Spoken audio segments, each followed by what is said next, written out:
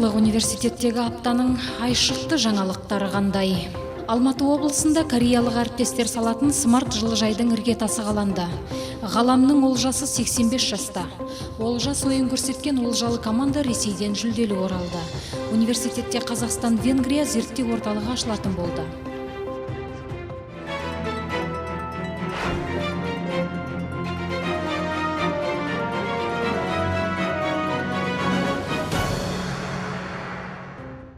Сеңгірлі 85-і Жазылбек Қуанышбаев, Мұқағали Мақатаев, Жамбыл Жабаев сынды қазақтың біртуар дара тұлғаларының мерейтойларымен қатар келген планетарлық дарабоздың дүбірлі тойы республика көлемінде аталып өтті. Ценность – это здоровье страны. Мы экологи. Ұлттың құндылығы бұл елдің тазалығы мен абырой беделі. Біз нағыз экологтарымыз. Невада Семей қозғалысы Қазақстанның радиациядан аман болу үшін үнемі күрес үстінде келе жатыр. Казахстан был очищен от радиации. Әлемнің олжасына арналған бірнеше халықаралық конференциялар мен мемлекеттік деңгейдегі түрлі іс-шаралардың алғашқысы аграрлық білімнің шаһардағы қара шаңырағы Қазақтың ұлттық аграрлық зерттеу университетінен бастау алуы бекер емес. Өйткені мұнда ақынның атымен аталып, тұлғасымен тәрбиеленетін жастардың өзіндік әлемін, танымдық көзқарасын жаңаша қалыптастыруға тікелей атсалысып отырған Олжас Сүлейменов атындағы әлеуметтік гуманитарлық білім беру және тәрбие институты 2004 жылдан бері рухты жастарды рухани қанат қақтырып шығарды. Я очень желала встречи с вами. Мен өзіңізбен жүздесуді асыға күттім. Сондықтан сізге мықты денсаулық, ұзақ ғұмыр тілеп, шығармашылығыңызбен халқыңызды қуантып жүруіңізді армандаймын. Сіздің «Адамға табын жер енді» поэмаңыздан үзінді оқып берейін.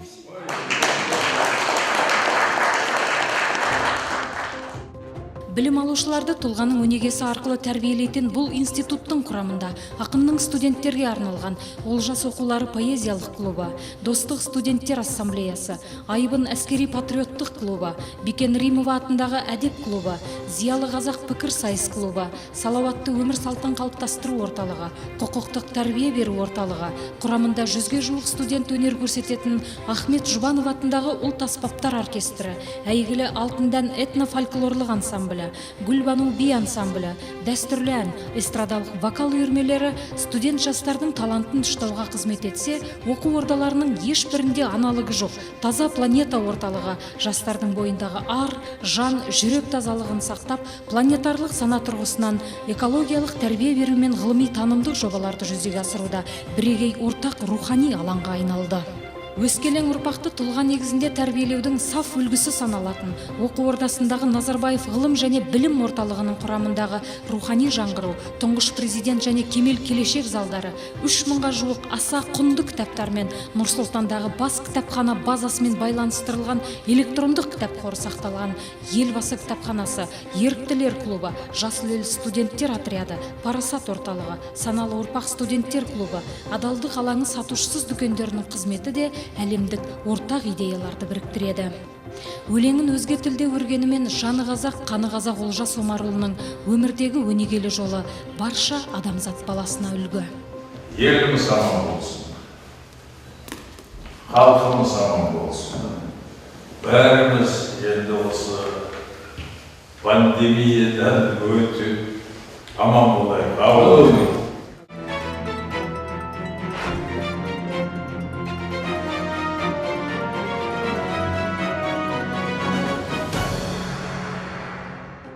Өнер білім бар жұрттар тастан сарай салғызды. Алматы облысының Байбұлақ ауылындағы агроуниверситет оқу тәжірибелік шаруашылығында Корея Республикасынан келген әріптестерімізбен бірге ауданы 1 гектар болатын жаңа үлгідегі заманауи ақылды жылыжайдың іргетасы қаланды.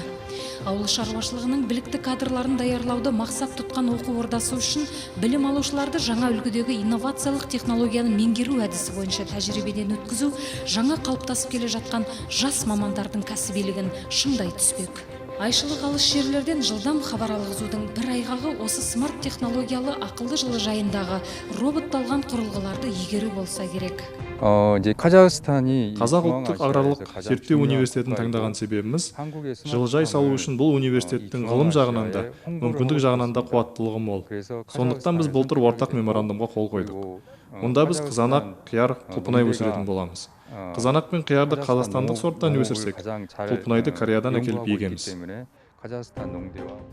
Бүгінгі таңда еліміздің агроөнеркәсіптік кешені алдында тұрған үлкен міндеттердің бірі отандық өнім көлемін ұлғайту, бәсекеге қабілетті экспортқа бағдарланған ауыл шаруашылығы өнімін шығару есебінен 2022 жылға қарай елдегі азық-түлік қауіпсіздігін 2,5 есеге арттырып қамтамасыз ету.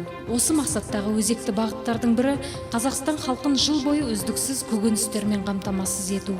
Использование таких умных теплиц Мұндай ақылды жылыжайды іске асыру алдымен өнімді өндіру кезіндегі шығынды өзіндік құнын төмендетіп, бәсекеге қабілеттілігін арттырады, өнім сапалы болады, ақылды жасыл технология қолданылатын болады.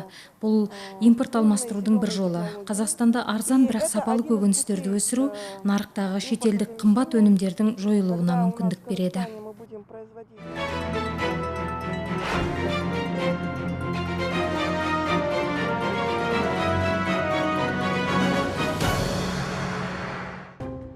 Университеттің волейбол командасы Ресейдің Зеленоград қаласында өткен 32-ші дәстүрлі халықаралық турнирге қатысты.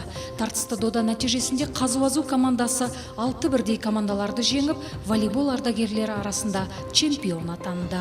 Ардагер волейболшылар жарысы жастарды салауатты өмір салтын ұстануға шақырып, оларды жаңа биіктерді бағындыруға бағытталған жарқын спорттық оқиға болды. Сондай-ақ Олжекеңнің мерейтойына олжамен оралуымыз зор қуаныш біз үшін, дейді турнирге қатысушылар.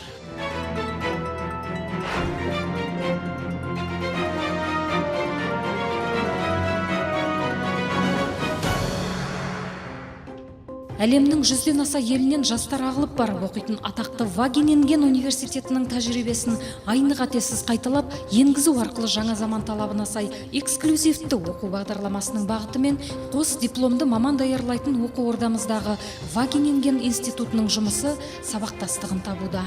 Аграрлық білім, ғылым, өндіріс интеграциясы арқылы халықаралық байланыстарды жандандыру, мемлекеттік жекеменшік серіктестік механизмі көмегімен қысқа мерзім аралығында агробизнеске инновациялық идеялар мен технологияларды, стартап жобаларды тарту және жаңаша жүргізілетін жұмыстар арқылы ауыл шаруашылығы саласының бәсекеге қабілеттілігін арттыру мақсатында Қазақ ұлттық аграрлық зерттеу университетіне Венгрия ауыл шаруашылығы министрлігінің делегациясы жұмыс сапарымен келді. Осы университетте жүргізіліп жатқан ғылыми жобаларды өз көзіммен көргеніме қуаныштымын. Себебі бұл халықаралық келісім университет үшін үлкен жетістік әкеледі. Кездесу нәтижесінде университет қабырғасында Қазақстан Венгрия зерттеу орталығының ашылуы турасында уағдаластыққа қол жеткізілді. Орталық ашылатын болса, бұл оқу ордамыздағы Қазақстан-Жапон, Қазақстан-Корей, Қазақстан-Нидерланды халықаралық су хабы, халықаралық вакцинология орталығы, халықаралық стандартқа сай жұмыс атқарып келе жатқан 49 зертхананы біріктіретін Агрохаб және Вагенинген университеті жұмыстары жөніндегі институтынан кейінгі тағы бір инновациялық ауқымдағы шетелдік тәжірибені тізгіндейтін заманауи ғылым мен білімнің жаңа алаңына айналмақ. Гүлнар Мұратбекқызы, Саяжан Сапарғали, Азамат Қабылов, Қазақ ұлттық зерттеу аграрлық университетінің медиа орталығынан.